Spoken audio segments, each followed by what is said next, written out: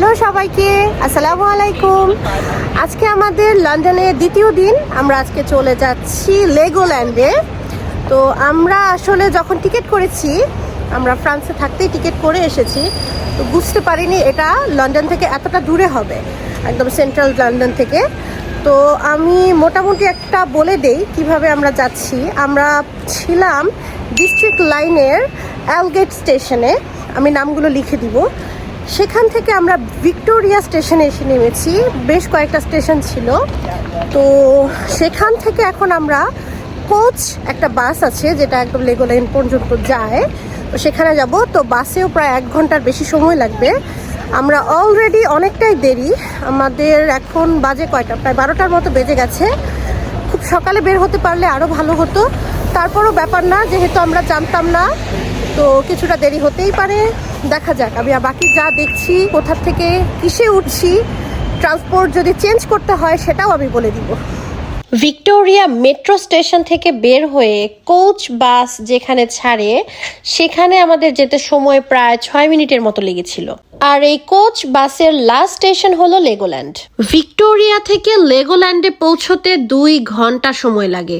আরেকটা ব্যাপার আমি বলে দেই, লেগোল্যান্ড অবস্থিত উইন্ডসরে, কিন্তু উইন্ডসরে লেগোল্যান্ড ছাড়াও ঘুরে দেখার মতো অনেক সুন্দর সুন্দর জায়গা আছে। তো কেউ যদি লেগোল্যান্ড ছাড়াও শুধুমাত্র উইন্ডসরে ঘুরতে যেতে চান লন্ডনের সেন্ট্রাল থেকে, তো এই বাসটি নিয়ে অবশ্যই চলে যেতে পারেন। 1.5 ঘন্টার মতো সময় লাগবে উইন্ডসর পৌঁছতে। আমরা এই ডাবল ডেকার বাসের উপরে একদম সামনে বসে গিয়েছি। সাফির সানায়া তো ভীষণ খুশি, আর বাসও একদমই খালি ছিল। এত বিশাল একটা ডাবল ডেকার বাসে আমরা সহ যাত্রী মাত্র 8-9 জনের মতো ছিল। তো টানা 2 ঘন্টার জার্নি করে আমরা ফাইনালি পৌঁছে গেছি লেগোল্যান্ডে। ততক্ষণে 2টার একটু বেশি বাজে। লেগোল্যান্ডের ভেতরে ঢুকেই আমরা প্রথমেই পানি আর আইসক্রিম কিনে নিয়েছি।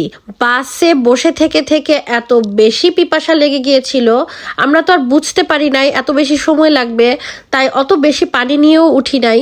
অল্প একটু পানি যা নিয়ে উঠেছিলাম তা তো বাসেই শেষ হয়ে গেছে। তো প্রথমেই পানি খেয়ে আত্মা ঠান্ডা করলাম। আচ্ছা, লেগোল্যান্ডের এন্ট্রেন্স দিয়ে ভেতরে ঢুকে প্রথমেই লেগো দিয়ে বানানো এই ডাইনোসরগুলো রাখা। তো বাচ্চারা তো এটুকু দেখেই মাথা খারাপ হওয়ার অবস্থা। আমি বলি, আরে রাখো রাখো, এ তো মাত্র শুরু, আরো কত কিছু আছে। আমরা লেগোল্যান্ডের হ্যাঁ তাই তো, একটা জিরাফ, অনেক কিউট। আমরা লেগোল্যান্ডের ভেতরের দিকে যাচ্ছি, মানে এক জায়গায় সাফির সানায়া পুরো পাগল হয়ে গেছে।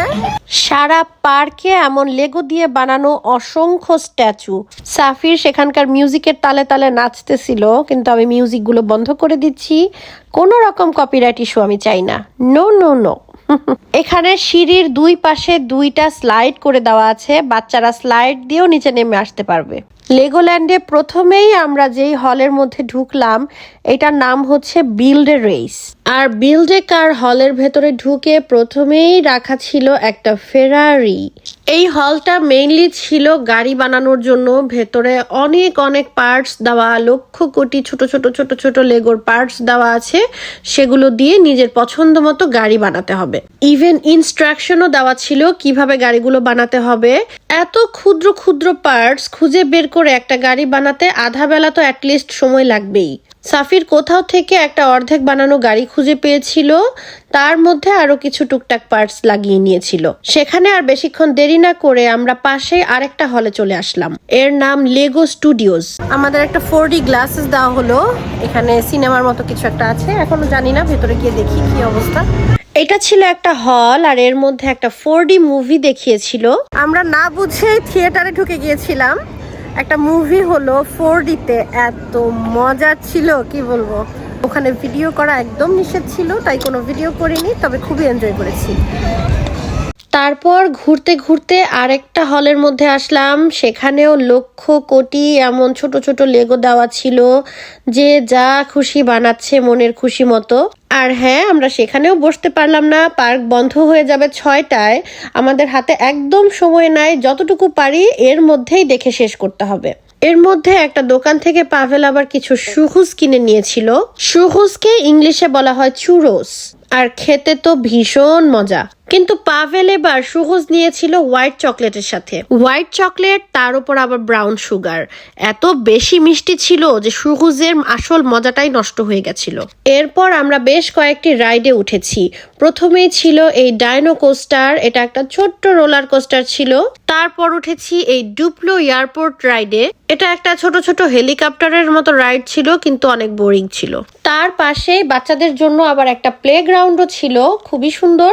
আর সেখানে একটা রেস্টুরেন্টও দেখতে পাচ্ছিলাম। ততক্ষণে বিকেল প্রায় 4:30 5টার মতো বেজে যাচ্ছে। আমাদের ক্ষুধায় পেটের ভেতরে হাতি, ঘোড়া, বাঘ, ভাল্লুক সব ছুটোছুটি করছে। কিন্তু আমাদের ভাগ্য খারাপ, সেটা কোনো রেস্টুরেন্ট ছিল না, এটা একটা কফি শপ ছিল।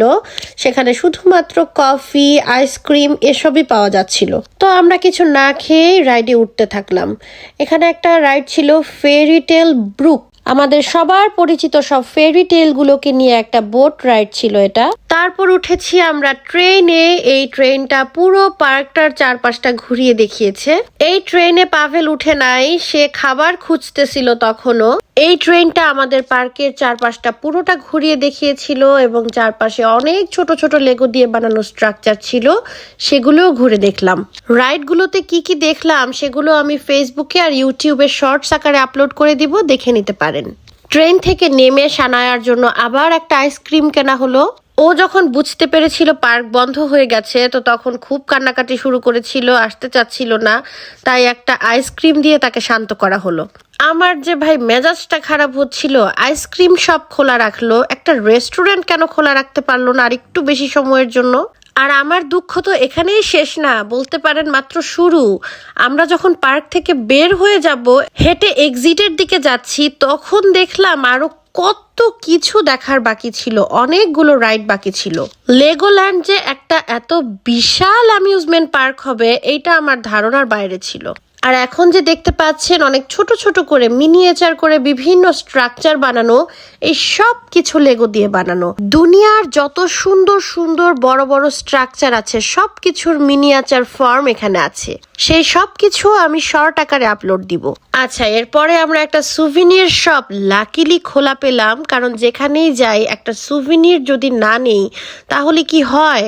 আর সাফি সানায়ার কথা তো বাদই দিলাম, ওরা লেগোর এত এত খেলনা দেখে পুরা মার্কেটে ছুটোছুটি শুরু করে দিচ্ছে, কোনটা রেখে কোনটা নিবে। তো শেষ পর্যন্ত সাফির একটা কাটানা সেট আর সানায়া একটা ছোট্ট কিউট কি রিং নিয়ে নিয়েছে। আমাদের লেগোল্যান্ডে ঘোরাঘুরি আজকের মতো শেষ হয়েছে। আমি বলবো না যে ঘোরাঘুরি পুরোপুরি শেষ হয়েছে, কারণ হচ্ছে আমরা 50%ও ঘুরে দেখতে পারি নাই। আমরা এতই দেরিতে এসেছি, পার্ক প্রায় বন্ধ হওয়ার সময় হয়ে গেছে, রেস্টুরেন্ট বন্ধ হয়ে গেছে, আমরা এখনো পর্যন্ত লাঞ্চও করিনি। তারপরও যেই কয়টা রাইডে উঠার চেষ্টা করেছি উঠতে, আরও অনেক বাকি আছে। তো আমি একটা কথা বলবো, যারা লেগোল্যান্ডে আসতে চান উইন্ডসরে এসে আগে থেকে যদি আসতে পারেন বেটার। লন্ডন থেকে এসে দেখাটা খুবই টাফ। তো এই তো আমার আজকের vlog, London vlog part 2, Legoland vlog আমি এখানেই শেষ করছি। সবাই অনেক অনেক ভালো থাকবেন। আল্লাহ হাফেজ।